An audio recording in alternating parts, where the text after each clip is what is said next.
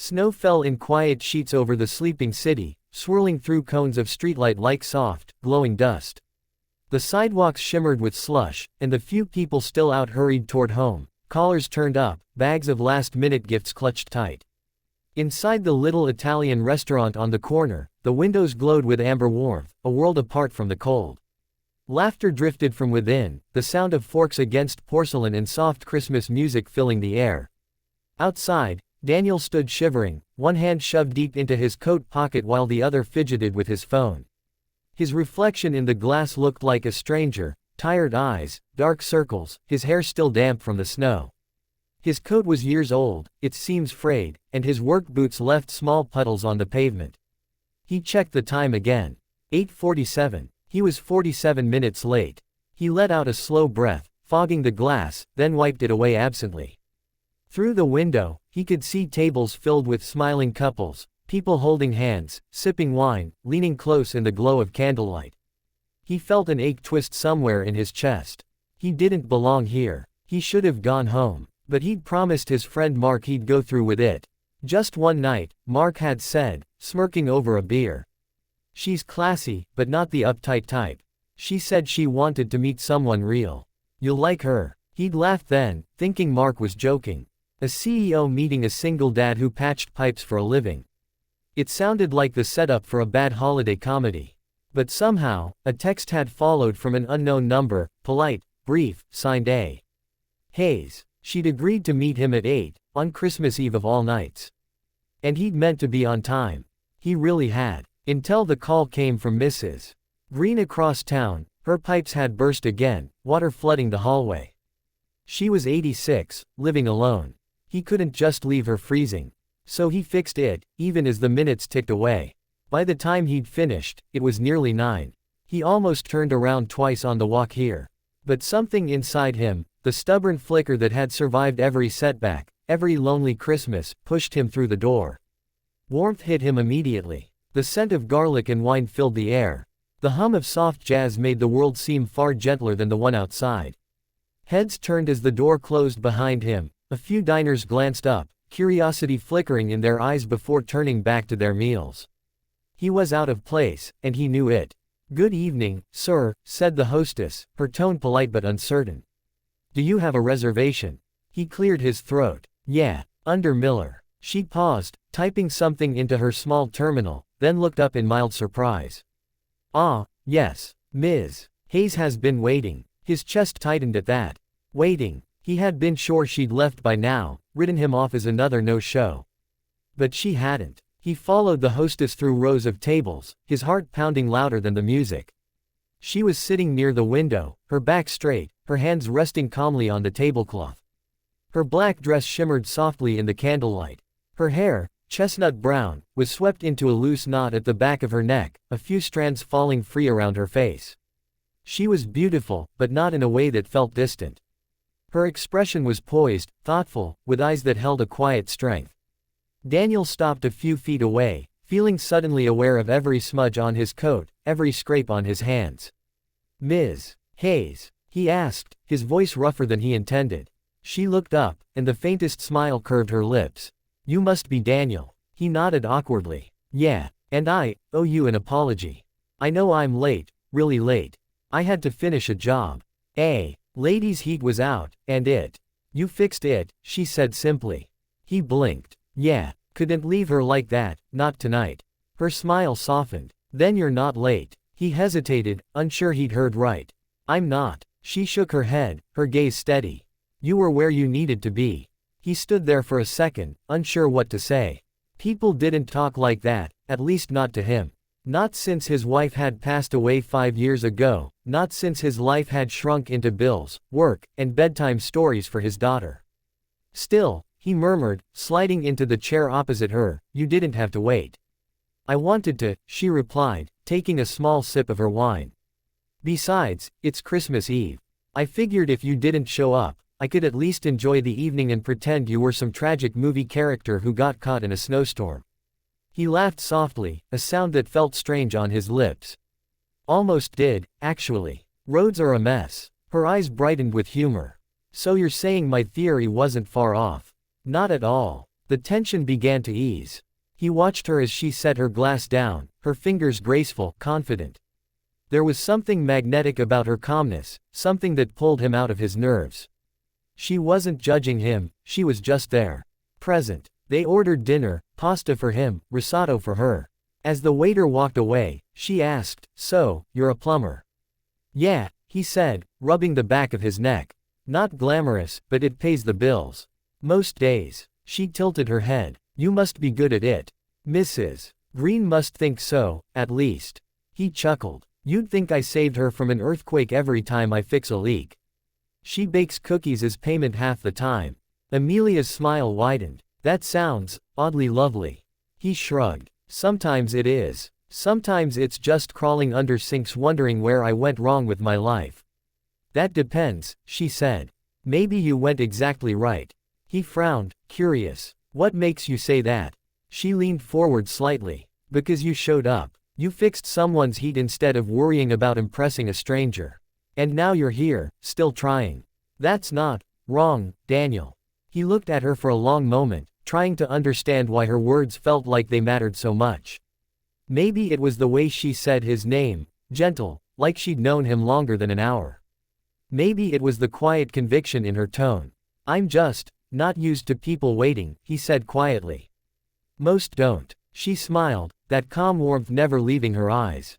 "Then tonight's a first." Outside, snow slid lazily against the windowpane, and the candle between them flickered, making their shadows dance across the tablecloth. The restaurant faded into a blur of sound and light. For the first time in years, Daniel didn't feel invisible.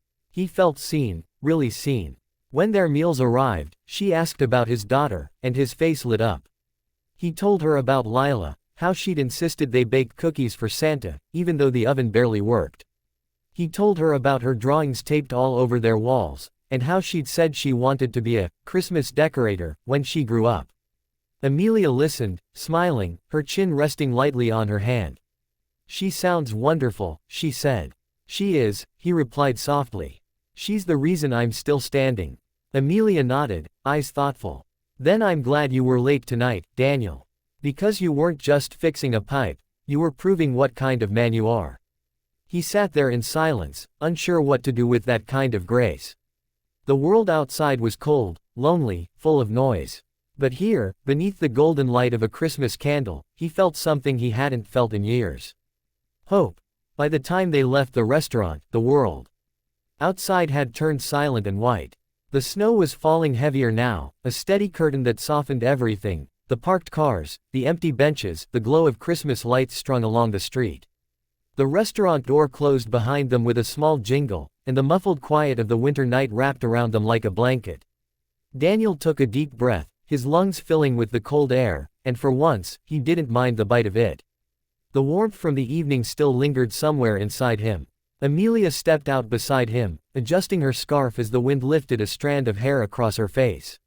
She tucked it back neatly, glancing down the street. "It's beautiful, isn't it?"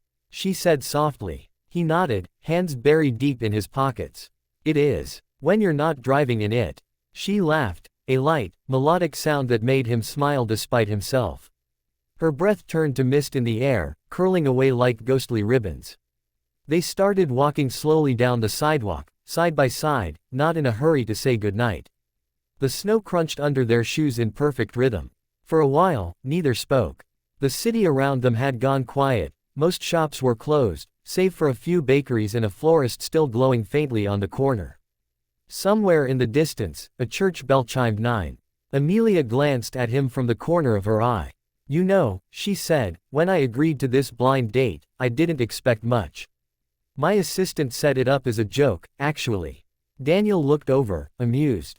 "Guess that makes two of us." She smiled faintly. "I thought you'd be one of those men who spend half the night talking about themselves, how important they are, how busy their lives are. Instead, you showed up covered in grease, apologizing for helping someone. It's refreshing." He chuckled, rubbing the back of his neck. "That's one way to say, you looked like a mess." "I didn't say that," she teased, her tone soft. "But yes, you did look like a man who'd had a long day."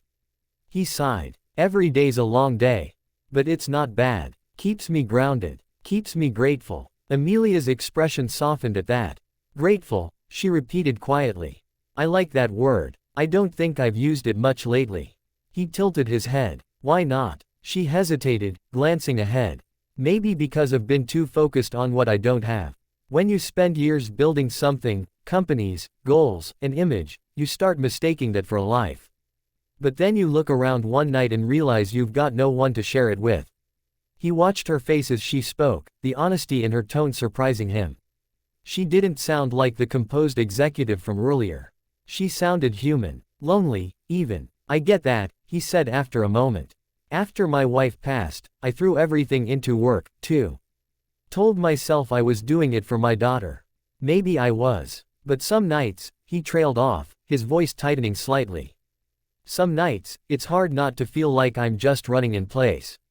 They reached the end of the street, where a lamppost stood haloed in snow. The light spilled across the pavement in soft gold, and Amelia turned to face him, her features calm and thoughtful. You're doing more than you think, Daniel. You're raising a daughter alone, keeping a roof over her head, showing up for strangers. That's not running in place. That's moving forward, one honest day at a time. Her words hit him with a quiet weight. No one had ever said it like that before. Not his family, not his friends. They all treated him like he was barely getting by, but Amelia, she made it sound like he was doing something noble just by surviving. He gave a small, almost embarrassed smile. You make it sound easier than it is. I didn't say it was easy, she replied, smiling back. Just worth it. A car approached then, headlights cutting through the snow, slowing as it neared the curb. A sleek black sedan. Amelia nodded toward it. That's my ride. Daniel's chest sank a little, even though he knew this was coming. Guess this is where we say goodnight, then. She hesitated. Do you work tomorrow? He let out a soft laugh.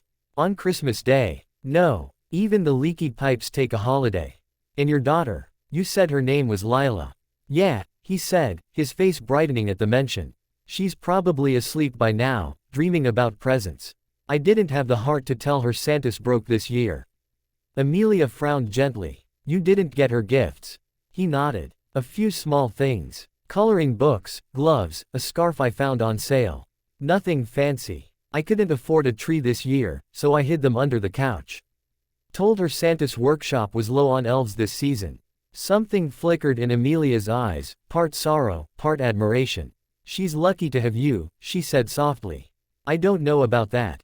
I do. She stepped closer, her breath misting in the cold between them. How much would a small tree cost, do you think? He blinked, caught off guard. What? I asked, she said gently, how much? He laughed awkwardly, shaking his head. No, come on, you don't have to. I'm not offering charity, she interrupted. I'm offering company. Before he could find the right words, she gestured toward the glowing florist shop still open across the street. They'll have one left, I bet. A little tree, maybe a wreath. You help me pick it out, and I'll help you deliver it to Lila. Deal. He stared at her, speechless for a moment. You'd do that. I'd like to, she said simply. It's Christmas Eve. No one should wake up to an empty living room tomorrow. Something inside him shifted then, a small crack opening where weariness had been. He hadn't realized how heavy the last few years had been until that moment. Until she looked at him like kindness wasn't pity but connection. Amelia, he murmured, why are you doing this? She smiled, and the glow from the lamppost painted her face with light. Because you showed up, even when life gave you every reason not to. The car idled beside them, the driver waiting patiently. She stepped toward the door, then paused and turned back. 8 o'clock tomorrow. He blinked. Tomorrow. I'm inviting myself to breakfast, she said, her smile playful. You can't say no. I'll bring hot chocolate for Lila. He laughed then, a warm, genuine laugh that steamed in the cold air. All right, he said. But this time, I'll be on time. I'll hold you to that. She opened the door and slid into the car, still smiling as it began to pull away. He stood there in the falling snow, watching the taillights disappear into the night until they were just two fading red dots in the white. When he finally turned to walk home, his boots left deep prints in the fresh snow. The city seemed different now, softer, brighter somehow. He reached into his pocket for his gloves and found something else instead, a small card. She must have slipped it to him when they shook hands. He stopped under the lamplight, brushed the snow off, and read the neat handwriting beneath her name. You were worth the wait. For a long moment, Daniel just stood there, the words blurring slightly as his eyes stung with emotion he hadn't felt in years. He looked up at the sky, where the snow fell endlessly, each flake melting on his face like a quiet blessing. He smiled to himself then, an open, unguarded smile, and started walking again. Somewhere in the distance, a Christmas carol drifted through the night, faint but real. For the first time since his wife's passing, Daniel felt like tomorrow might bring something good. Maybe it was just a small tree. Maybe it was just breakfast. But maybe, just maybe, it was the beginning of something that would make Christmas mean something again.